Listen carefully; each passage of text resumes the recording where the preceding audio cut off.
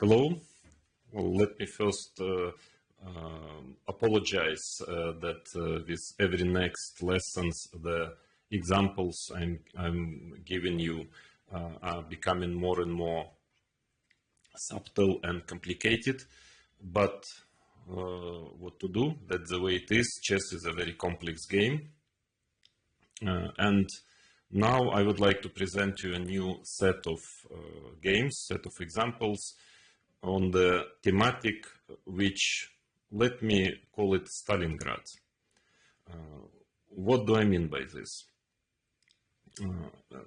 Well, let's talk about history for a second.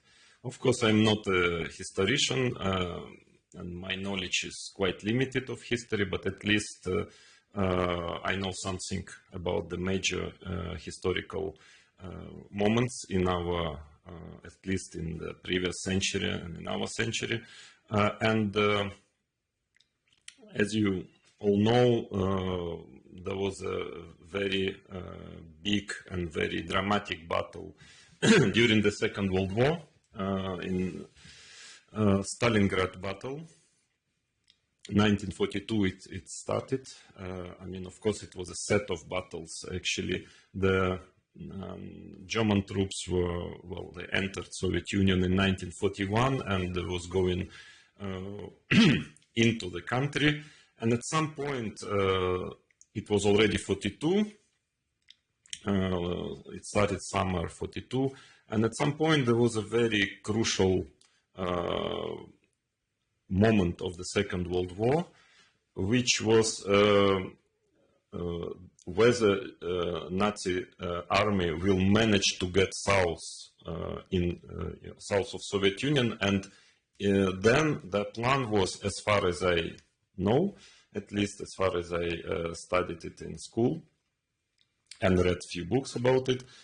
So their plan was to enter, to go deep into the south, to get to Baku, which is a very big oil place and was at that time already. And this oil was absolutely essential to get a lot of oil supply for German army in order, for tanks, planes, etc., in order to continue successfully fighting in the Soviet Union territory.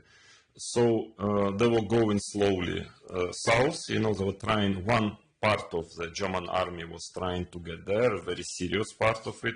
And of course, Soviet Union, Soviet army, the commanders understood how important is this. It's a strategical point. So Stalingrad, which is now Volgograd, it's on the south of Russia, and losing it, I mean, if Soviet Union would have not stopped German army there, then the path to the Caspian oil would have been very simple for them, and that could actually turn the whole Second World War. You never know what will be the outcome of it if the Germans would get to this Caspian oil. So that's why both armies, they understood how important is this particular point, Stalingrad. How important is to get it, or to, for Germans, and how important is to defend it for Soviet army. So there were lots of troops for a few months, as I've already mentioned. German army was trying to take Stalingrad. Incredible battles. You can find, if you're interested, you can find a lot of material on it and documentaries and so on. But finally they didn't manage, and without this oil supply, so things started to turn back. And that was, that is supposed to be the turning point of the Second World War, which after that it became clear that Germany is a matter of time for them, when they are going to be kicked out of Soviet Union, and so on and so on. So, and you know that it's finally it finished in 1945 in Berlin, when Soviet army went to Berlin, and already with the help of the Allies. So this is a situation which sometimes happens in chess also. That's why I made this introduction, historical introduction, because quite often there is a situation when the whole game, the outcome of the game, it depends on whether one side manages to achieve a certain strategical, aspect of the game, to get, for example, his piece to a certain square, or to achieve to open up a certain line. And if not, then probably it's going to end badly for this side. And so I'm going to show you a few examples when there is a certain one point which is decisive. Yeah. In previous games I was showing you, it was more, I would say, dynamic. Yeah, there was usually one side had certain play on one flank, his opponent would have some play on the other flank, so the situation was more mobile. Here, those are the examples of a battle for Stalingrad. Yes, there is a certain idea which is decisive in a game. So if you manage it, or you lose, or you stop it, or you have a problem. And that is very often when situation is of course more or less equal. Of course, when one side is much better, usually it's very easy to stop the plan of your opponent. But in the situations when it's more or less balanced position, sometimes this battle is extremely subtle. Yeah, so both players, they understand extremely well how important it is to achieve what they want. And there are a few examples which I find from my games, which I find very educational and instructive. What to do in such situation, how the game can develop, and how subtle can be the play, and how delicate, you have to, how many delicate moves sometimes you have to find in order to achieve your goal. It is a subject which is not very often covered. Actually, I haven't even seen it being covered in books, but every professional chess player knows that such situations appear on the board. And first of all, what is very important to understand, that this is exactly the situation. That's why I'm trying always to give a certain general assessment of the position, and trying to divide those lessons, those examples I give you, into certain blocks. Of course, all these courses on positional play, prophylactics, on trying to figure out the threats or the plans of your opponent and prevent it, fight against it.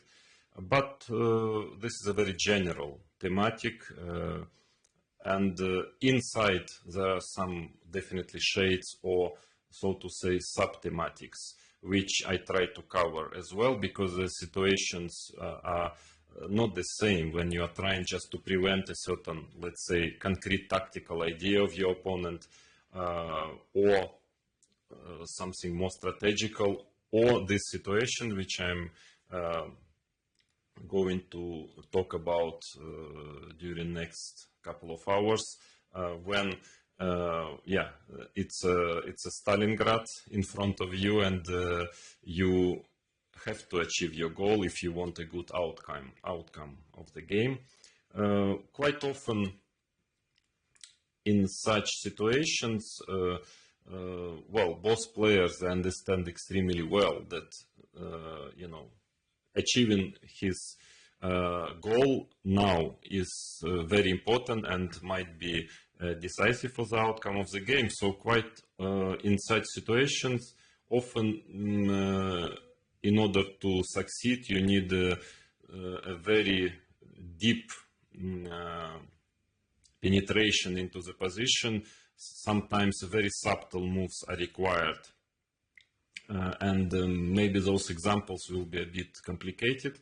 So I will try to explain it in even more details, than before. So just that you understand what is this battle all about, and how subtle is this battle. and how important is to go very deep into the position and to understand the smallest nuances which can decide the outcome. So I don't know, I'm not sure if I managed to explain you well on words what is it all about, but let me show you those examples which I've prepared for you, and hope it will explain it better than my words. This is a position from my game with white against Alexander Morozevich, Dortmund tournament 2001. Try to think about this position, try to understand what is the major important point here. So let's say what is the subject of fight for the next few moves. Here, okay, it's white's turn now, and then once you understand it, try maybe to think about what is the most effective way for white to achieve what he wants, and so what is the best continuation. So I think it's it's not too difficult, at least for a top player, to understand that it's all about this position is all about black managing his knight to get his knight to c6. I mean, if he manages knight on c6, he will be at least fine. I mean, maybe it will be black already, definitely, who will be playing for a win. Not sure he will manage to win, because white is, after all, pretty solid, of course. But still, then the game turns completely in the black's favor. Yeah, if white manages to whether exchange this knight or somehow not to let it get to c6 without some serious problems, yeah, then in general white has a protected pass pawn on c5, and he might be better, or at least he will have a safe pressure, yeah, for the rest of the game. So this is a key element of the position, and that is more or less at least for the next few moves. It's all about this. So black is trying hard to achieve to get knight c6. I mean, to kick out the bishop, the knight on e5, or maybe even to exchange it for the bishop. Doesn't matter. By all means, to put knight on c6. White is trying by all means not to allow it. And so once, very important, in a position which you have on the board, to understand that this is exactly the case now. So, you know, and once you understand it, then you are not looking at round of moves, or you're not looking at some other plans in the position. You know that that's all you have to do for the, you know, before you achieve it, for the next few moves at least. That gives you a direction of play, and that helps you, of course, a lot in finding candidate moves and finding best continuations.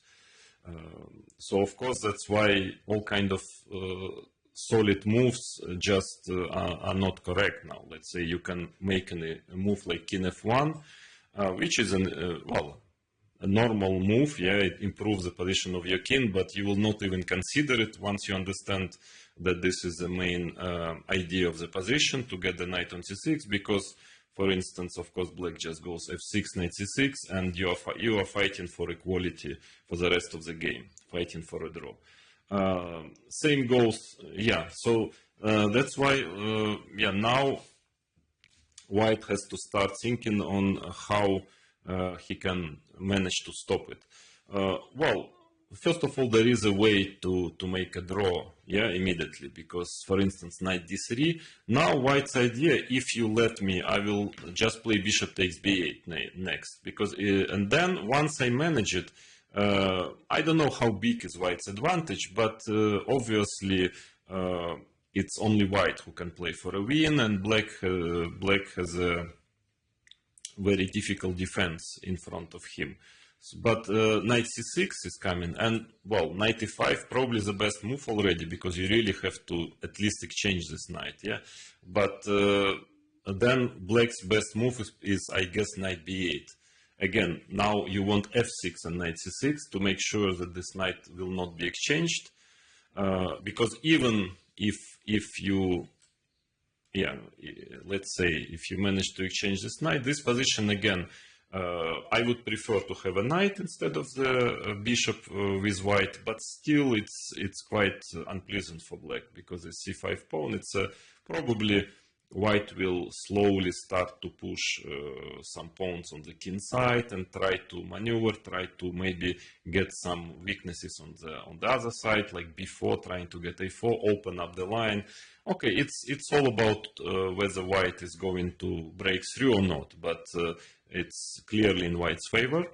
But of course, black is playing knight b8, and well, you can repeat moves, make a draw, which is still better than playing king f1 and, you know, defending then for the rest of the game. Because why? The knight on c6 is also very important, because it attacks this d4 pawn, which starts to become rather weak.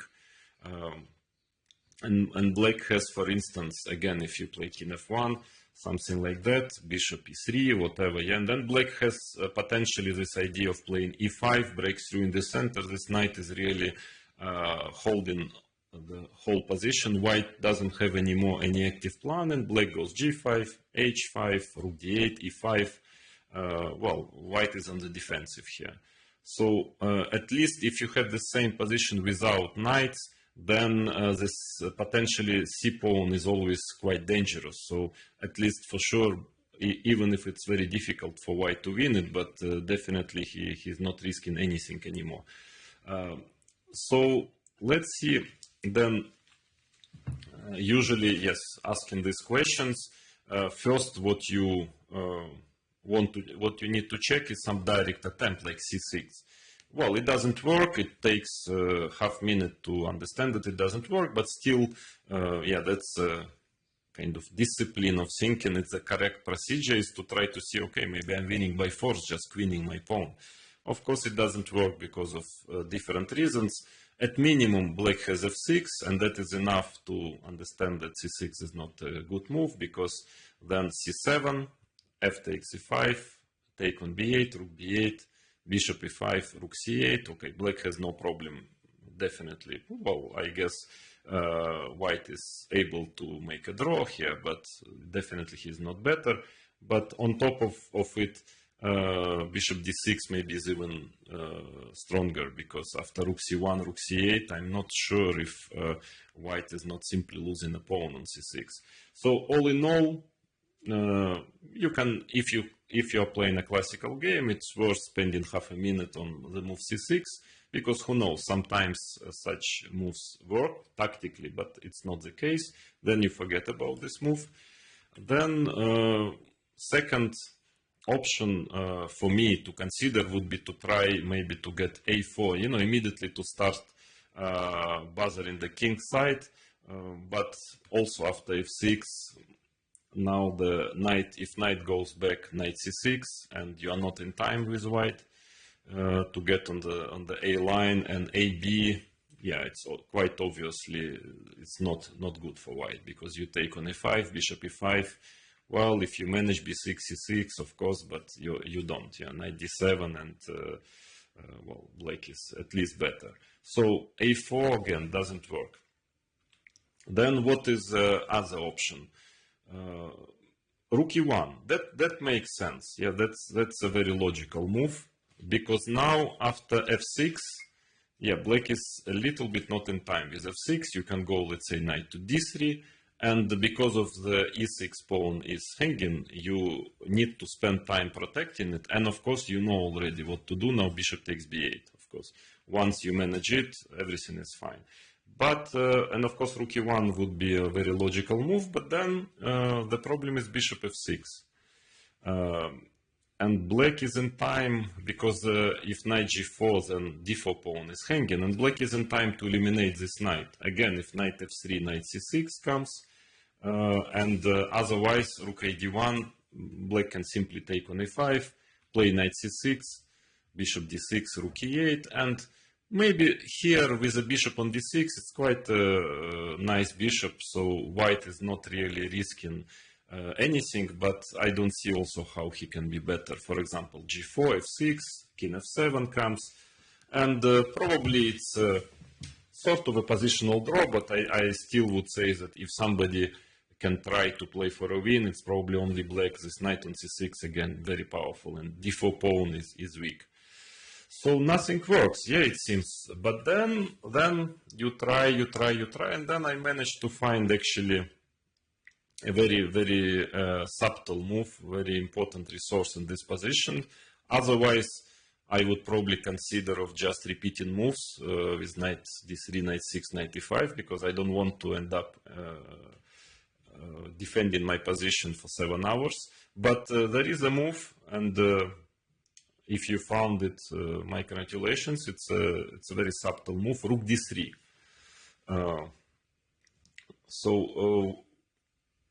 I wouldn't say it gives white an advantage. No, black has some ways to equalize, but at least it poses problems. It keeps the game going, and it keeps black busy, solving some problems. Yeah.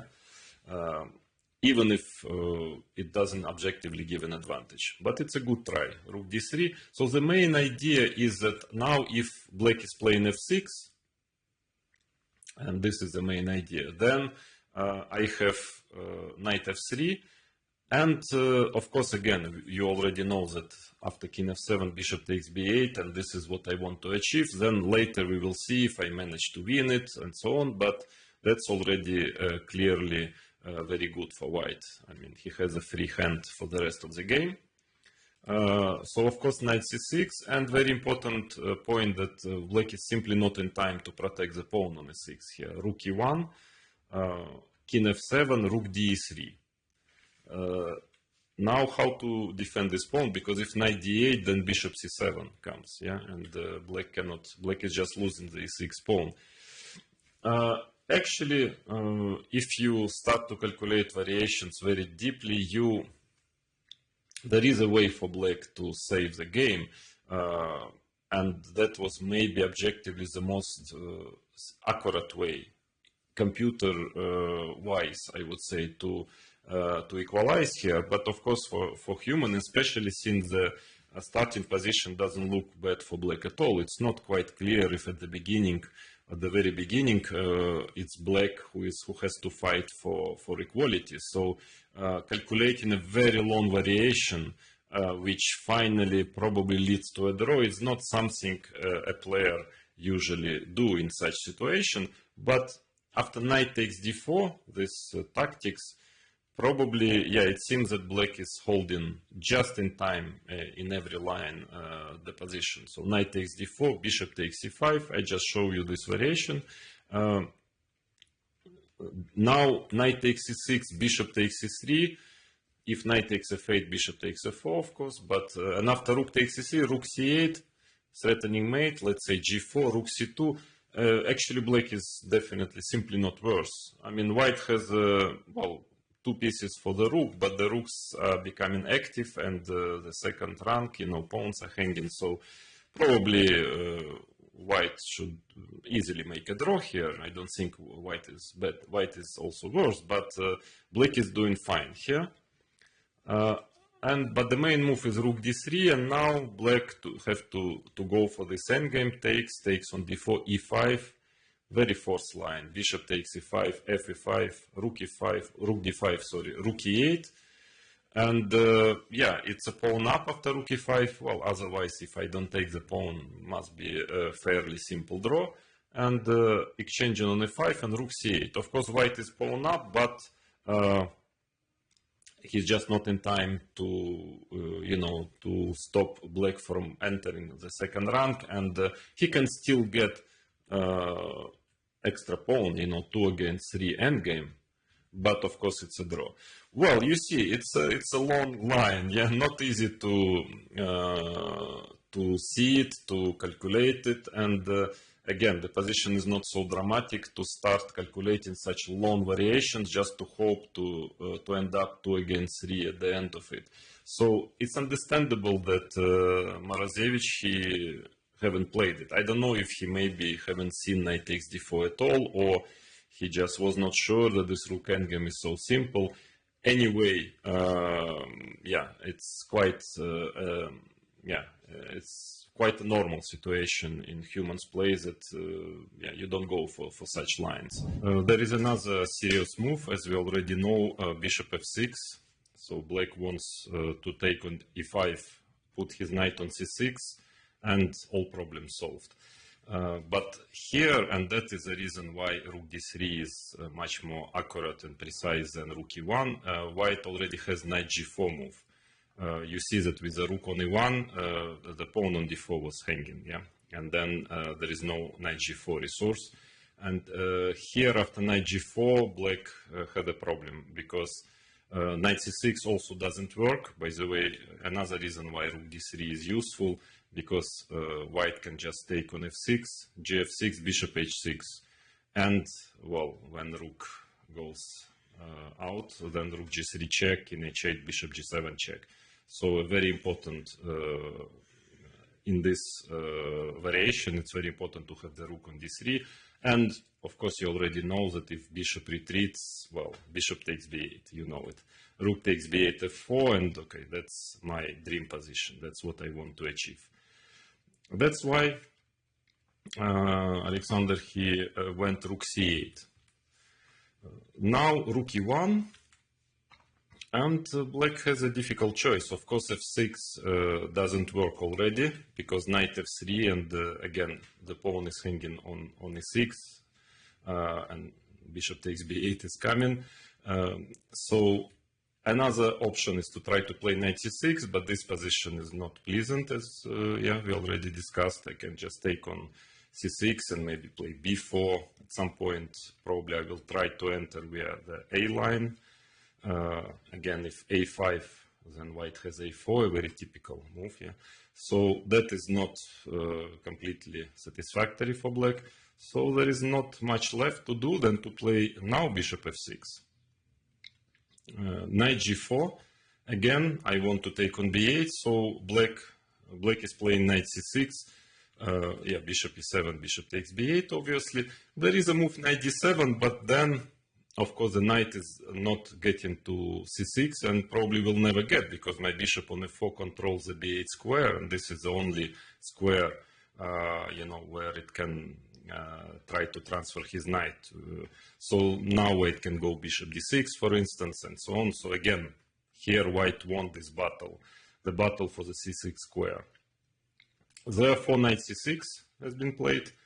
Knight takes f6 check, g takes f6. Still, the situation is very uncertain yet. It's an example when there is a very thin line between getting better for white or getting worse, because strategically situation is very unbalanced, and as I've explained already, it's very easy for white to get worse here also. So white has to be very precise and very energetic in this position, always to bother black with certain problems, certain issues to solve, that he doesn't have time to stabilize his position. So here I would like also to stop for a second and to let you think here, because this is directly connected with the subject of our lessons and our thematic in general. Here you need to think and to try to figure out what is black's plan now, and what white has to do, absolutely necessary for white to do to stop it.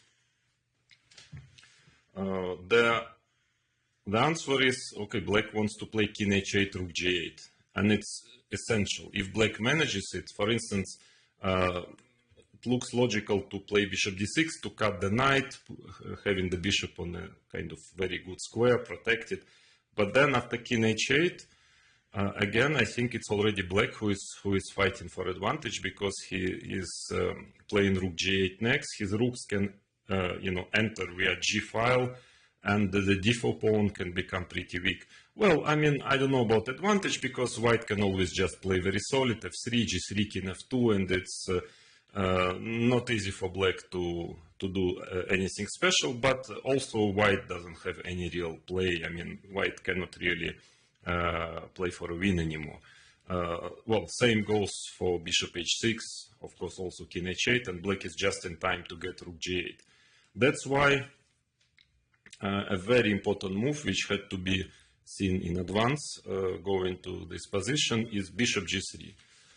Also, by the way, a multifunctional move, because it is a prophylactic against king h8, and also white is starting his own play, so he wants to play bishop h4. Now, of course, king h8 doesn't work because of this bishop h4 resource, very important one. Of course, king g7 is bad because of rook g3 check, or f5, bishop f6 check, of course, is also very bad, and rook g3. And white enters king f8, rook g7, taken on h7 with a winning position. Same goes for king f8, still bishop h4, and now black has a problem with f pawn. Again, king e7, rook f3, winning the pawn on f6, because tactically, because knight takes d4 check, knight takes d4, bishop takes f6 check, and bishop takes d4. And after f5, what else? Bishop f6, and even without a tempi, but still this is very bad for black, because I want also to play rook h3 simply, and the h pawn will fall. So you see, it all works just by tempi, yeah, in this position, and that requires quite a deep calculation in this position, on top of understanding the general strategical ideas, but also very important to calculate in advance. So if not bishop g3, if this resource wouldn't be there, then probably the whole white separation wouldn't work actually. And maybe then white should have just repeat moves at the beginning of this example, just playing knight d3, knight e5. But there is this resource, and now black has a actually doesn't have so many moves, because if f5, that seems logical. Well, first of all, of course, there is bishop h4 still, yeah, trying to get to f6, but also bishop e5 is possible. It's another very nice move, and because of this rook g3 check threat, because after bishop h4, at least black could have probably tried to play h6 and to be in time after bishop f6 to play king h7, and probably with a good position. But bishop e5 is a very, very important resource, because now after h6 there is rook g3 check, rook g7 check. So black has nothing better than to take on e5, and again, tactically, I managed to get rid of this knight on c6. And even without light pieces, only with heavy pieces on the board, two rooks, the position is still very unpleasant for black, because also he has a compromised structure on the king side, and well, he has to fight for a draw here. It's quite an unpleasant position. So bishop g3, that leaves black with only reasonable choice is to play king g7, or starting with knight e7. Still, after bishop h4, the only move is king g7. So black played king g7 first, bishop h4, threatening rook g3 check, knight e7. That's the way to defend against rook g3 check. And again, it's just about one little tempi. Now black wants to play knight f5, and on knight g6, everything will be fine, especially, of course, knight f5. So after rook f3, he has knight f5, and also d4 pawn is hanging. Black can even be better again. So now, again, an important move which white had to see in advance, g4. So white doesn't have a choice than to be very active and to attack on, with each move. So now rook f3 is a threat. And that is, what to do with black. Rook f3 is threatening. So black went knight g6, which is, yeah, that's okay, but computer finds a way here to equalize, of course, with a very precise way of playing, is h5. Very difficult move to find, because the idea is that, of course, if gh, knight f5, an important square for the knight, bishop g3, rook h8, and even though the c-pawn is not blockaded yet, but probably it will be at some point, black will play knight e7, knight c6, and he's playing rook takes h5 next, he's fine here. But I guess h5, rook f3 was bothering black here. hg, rook f4. Also a very important idea in this position, because there is no f5, the knight is hanging, and white just wants to collect two pawns.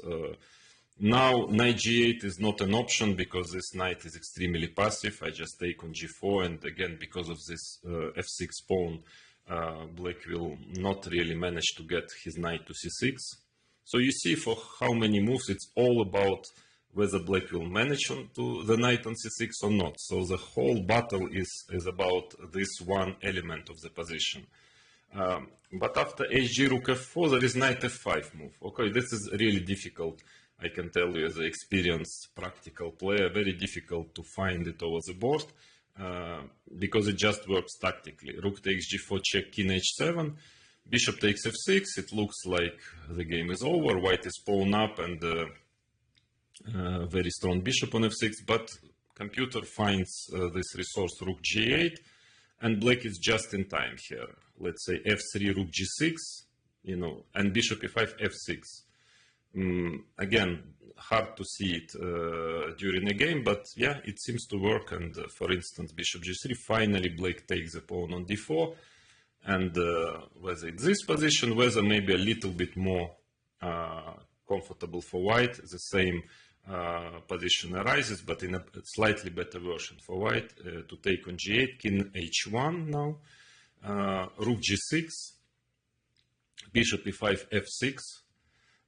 Of course, again, easy for computer, hard for a human player, because also you see that c-pawn can just be promoted, but you need really to calculate it extremely precisely, yeah? That to be sure that everything is under control for black. So bishop g3, knight takes d4, f4 now, a nice move, because white is trying to press the e6 pawn.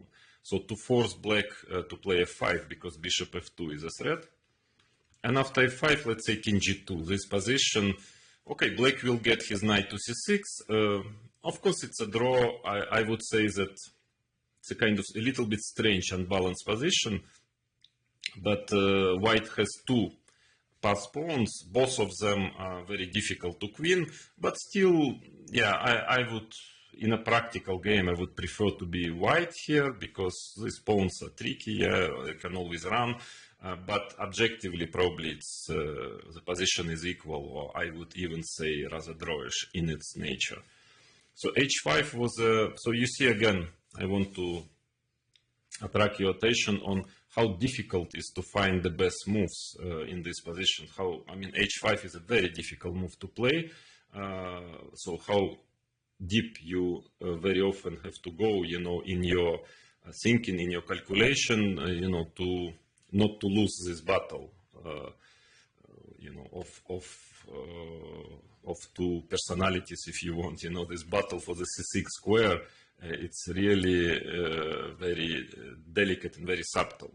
So g4, knight g6 was played, that is logical, bishop g3, and now something very strange have happened, because there is just some kind of collapse all of a sudden of Alexander. I mean, I understand what he wanted to do, but anyway, it was very strange, because this whole game so far was all about trying to get the knight to c6, and all of a sudden he gives up with this idea. I guess I understand why. He didn't like the following line, which I'm going to show you, but still, I mean, that was, in my opinion, the only way for black to proceed was to go back knight e7. I mean, really to insist on playing knight c6, because the bishop is not on h4 anymore, and I cannot attack immediately this pawn. Of course, I can always repeat moves with bishop h4, But my idea was to play rook f3. That was my plan. So again, you see, if knight c6, bishop h4 is my plan. If knight g6, of course, I already, I have a tempi, and I want bishop h4. So I guess maybe this is what he didn't like, but it seems that black has a way to be, I mean, more or less equal, to equalize, again, with a very precise calculation. Because, for instance, just to show you the threat, if black is just playing some move, like a5, some useful move, bishop h4, and now, you know, he has to go with a knight on g8, and, you know, with a knight on g8, his f6 pawn is eternally weak, and white will slowly start to develop his play. I don't see any prospects for this knight ever to get to c6 in this game already. Still, it was probably better than what he did, but of course it's not, it's understandable that he was not satisfied with this outcome, having his knight on g8. And knight c6, that is very important. At knight c6 I have bishop h4. Now again, knight takes d4, bishop takes f6 check, and bishop takes d4. So f5 only move. And everything will be more or less okay, because after gf, black is in time now finally to take on d4 with a perfectly acceptable position. But f5, rook f4 is a cold shower. Yeah, rook f4, just threatening gf5. And after fg, rook g4, again, black has a problem with his king all of a sudden. So if king f8, bishop f6, and again the same story, I manage finally, you know, my bishop to f6 and rook g7 comes. And in case of king h6, I offer you to find the best move here for white, which is quite beautiful, I find, because black wants to play rook g8, but white has a very nice move, bishop d8. Because just stopping rook g8, and when you take this bishop, of course, there is a rook e3 move, and at least according to the computer, white is winning here. Actually, I'm still wondering myself why after king h5. Because king h5, in case of rook g7, king h6, maybe actually there must be some mate, I guess. What, maybe rook g3 simply, or rook g7, king h6, because I just believed, the machine, okay, it says winning, so, okay, I guess it's winning. Maybe, yes, of course, yeah, rook g7, or immediately rook g2, here rook g2, yeah, now I understand.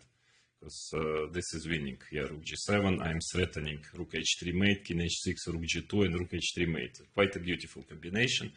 So this doesn't work, but the black has f5 here. And this is probably, yeah, black must be, doing okay here. I mean, it must be just in time to hold the position. Because let's say if h3, also very important h5 now, because bishop h4 was,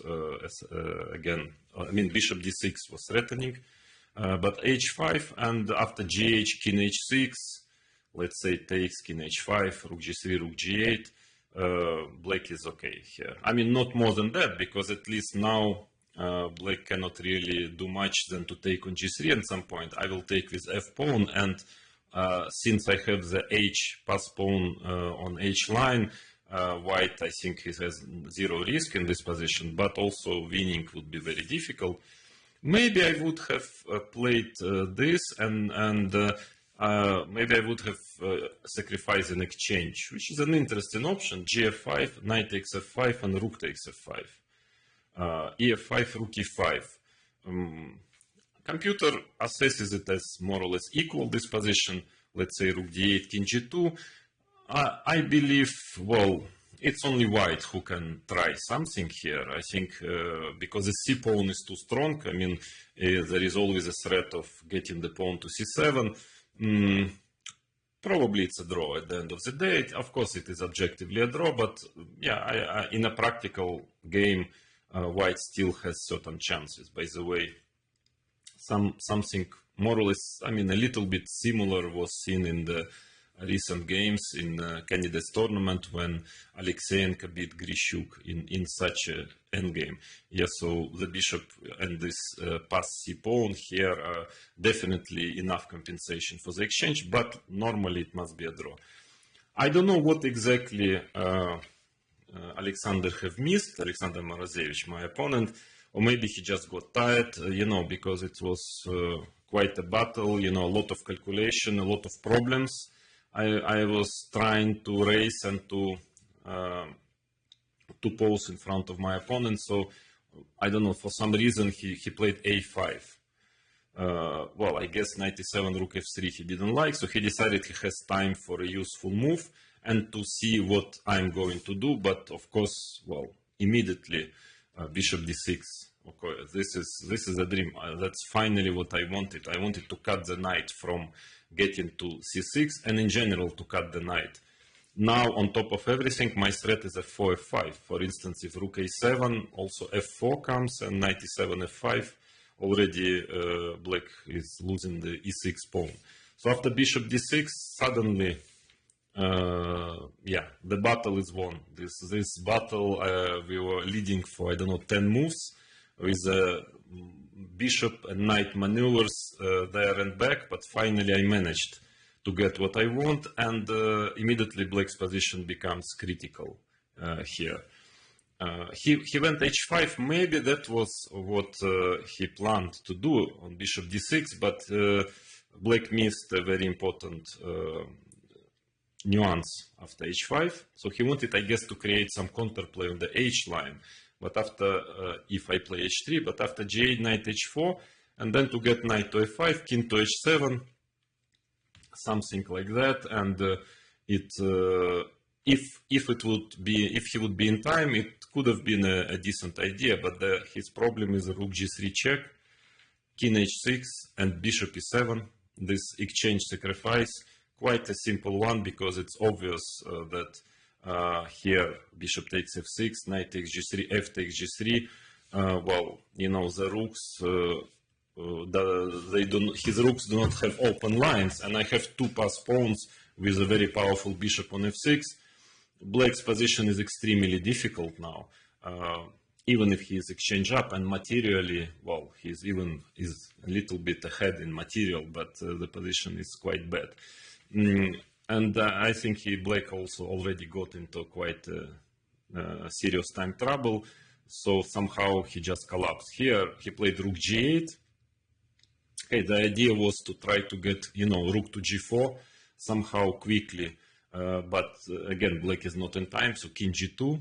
Anyway, probably it was better to take on h5, but I think king g2, king g6, rook f1, it leads to the same, because black cannot really open up the lines on the queen side for his rooks, because once he goes b4, a4, I just wait.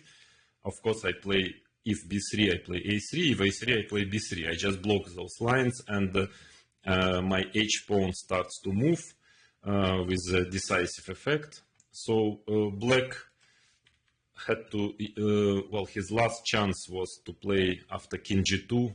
Now rook g4 doesn't work because of simply h3 and then g4. Let's say rook e4.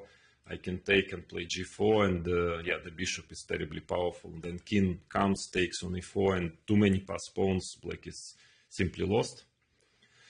Well, also king f3 is quite good, I guess, here. So this is losing. So king takes h5, h3, just in case, just to stop his play, his potential rook g4 idea.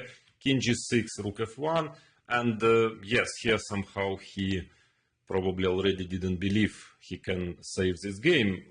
But of course, black's last chance was to play e5. Okay, he shouldn't care about pawns anymore. He should try to open up some lines to hope for miracles. White has, well, good ways, of course, to proceed. Both bishop takes e5, and by the way, g4 is very interesting. Just after ed4, I want to take with a bishop, and then rook f6 check is threatening, and h4, h5 is coming. Very interesting way of playing also, but of course the simplest is bishop takes e5, and then rook a6, rook c1, rook c6. At least black manages to get f6, white has 2 pawns for the exchange and of course a big advantage. Probably technically winning position, but still at least black can fight like this. So, but he just went king h7, already in big time trouble, g4, and well, simply if not e5, black has absolutely no defense against white's plan of just pushing pawns. So he made few more moves before king g3, b3, okay, a3, it's not a kindergarten, I will not open the lines. Rook ac8, h4, okay, rook g6 in terrible time trouble, he played, I don't know why, h5 of course, because he black is just totally defenseless. White's plan is to play h5, g5, king f4, rook h1, g6, and just mate, yeah. There is nothing, the bishop on f6 is just so powerful. So rook g6, h5, and he resigned. So yeah, it was, well, what can I say? As a conclusion to this game, probably just one thing. Well, chess is a very difficult game to play.